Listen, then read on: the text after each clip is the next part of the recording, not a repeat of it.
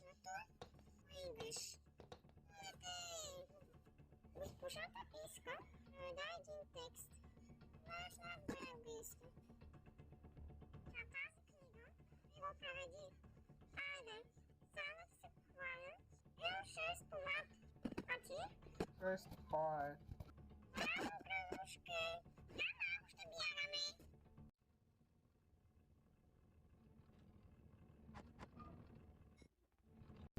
Нека да видим какво ти е направила баба ни Гранушка. Каквото и да си написала, аз ще го приема.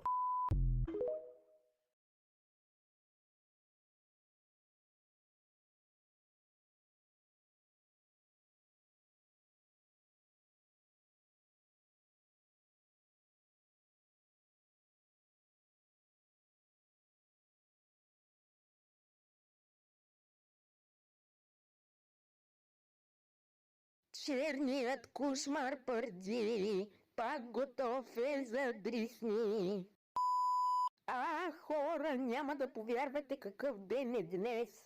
Точно така, днес е петък 13 и баба Гранушка има рожден ден. Ей! Бабо, гледай тук как съм ти украсила. Какво ще кажеш? Ти знаеш, че всичко е откраднато от тебе. Айде всички да пеем. Честит рожден ден! Happy birthday to you! Милионер Селено! Ето тази ден ще играе ролята на тортата, мъндата хване рядкото щастие. Я кажи ти на колко години ставаш? По-добре не казвай, защото хората могат да се оплашат. Малка подсказка. Родена е преди да е основана България. Ами хайде, Гранушки, стана време за партито! A few moments later.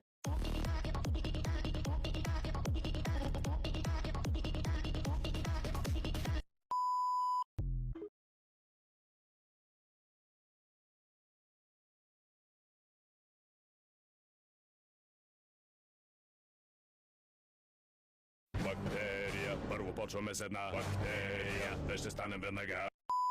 Добре дошли в сутрешната рутина при Гранушка. Първо ще отпушим кенефа на баба, защото отново го е задръстила с нейните конски лайна.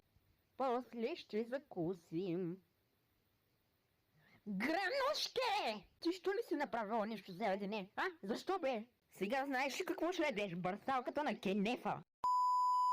Знаеш ли какво? Зарежи я тази рутина. С тебе нищо не може да се направи като хората. Мале, колко е приятно да се возиш в асансьор. Вече не е приятно. Махни се. Ти много си се харесала, че да си сложиш снимка на теб от преди 100 години. Ама иначе не си се променила много от тогава. Същия размазан супол си. Сега, ако пръгнеш, директно умирам на място.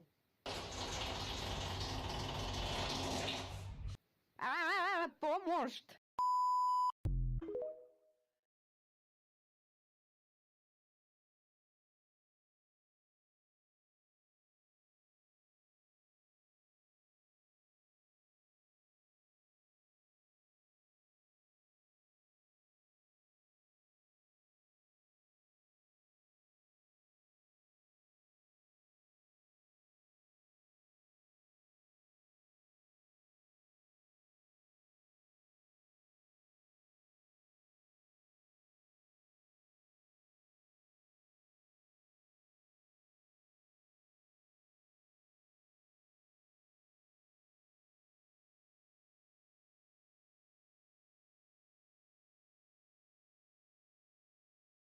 Знаеш ли, че Гранушка ти изневерява? Не ме гони, бе! Ще бягаме с това чудо, което е създадено, когато Хан Аспарух е основала България. Той е мозъкът ти. Няма да се очудя, ако след малко ми отрежи главата. Докато дядото си хърка на неговото любимо диванче, ние ще напълним малко гориво. Как ще върви по тази канализация, просто не ме питайте. На какво гориво по дяволите се движи това чудо? Моментът на истината, да видим дали това ще тръгне. Оле, това тръгна. Ще биди доб. Оревуар. Знаеш ли, че Гранушка...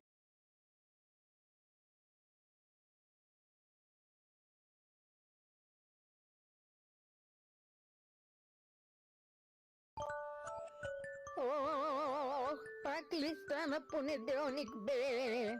Я да видим колко е часа. О, май гад!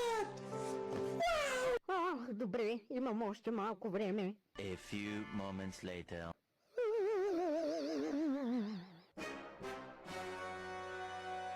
Ана, гранушки, закъснявам, ма! Ти защо не ме събуди по-рано, като знаеш, че започвам в 8? Както и да ви не ме интересува. Така, взимам си учебника, взимам си и домашното, да не забравим и закуската. Бабушки! Как си посмяла да ми изядеш закуската? Сега цял ден ще стоя гладна само заради теб, защото ти си един голям, тъп, грозен, дебел багер. Хайде, гранушки, тръгвам, че стана 7:50. Ма тя вратата е много сложно заключена. Това означава, че днес няма да ходя на училище.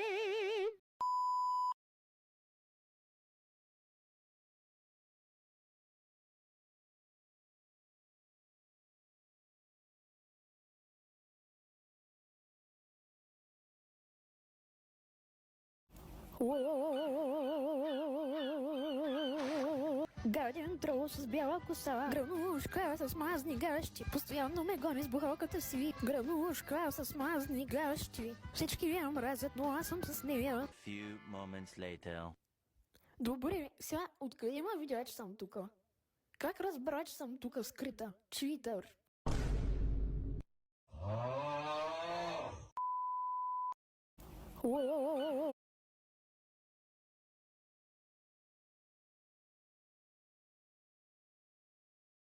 Вечерта кралица, сутрин е грозница. Току-що осъзнах, че всичко е възможно. А щом всичко е възможно, значи мога да отида на Марс. Понеже забелязах, че баба Гранушка е напълнява с две джемили, които яде всеки ден. Затова днес аз съм решила да я накараме да потича из къщата, да отслабни малко, като си представи, че аз съм месо и тя иска да ме хване и ще й пуснем малко мотивираща музика. Лютеничка, лютеничка, за кебабчето. Дайте кетчуп, за да стане още по-вкусното. Аре, ма какво ти стана, бе? Бяга 10 метра и припадна. Ама като за първи път добре. Айде почини си 5 минути и пак започваме. Сега аз съм инспектор и ще проверявам качеството на предметите на баба Гранушка. Масата е от Темо, то си личи. Вратата на колата е от Еконт. А, бе, цялата къща е от Алиекспрес, включително и ти. Вече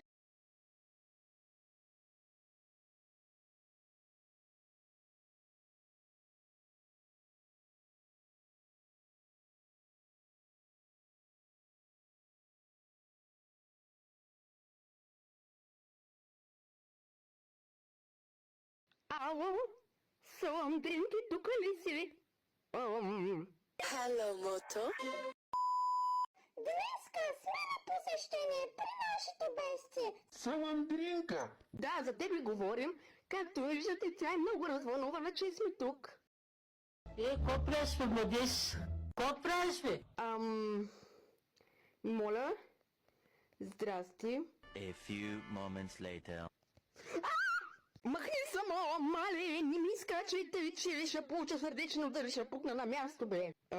Добре ли си? Да не би да те обезпокоявам с нещо? Хора, мая в депресия.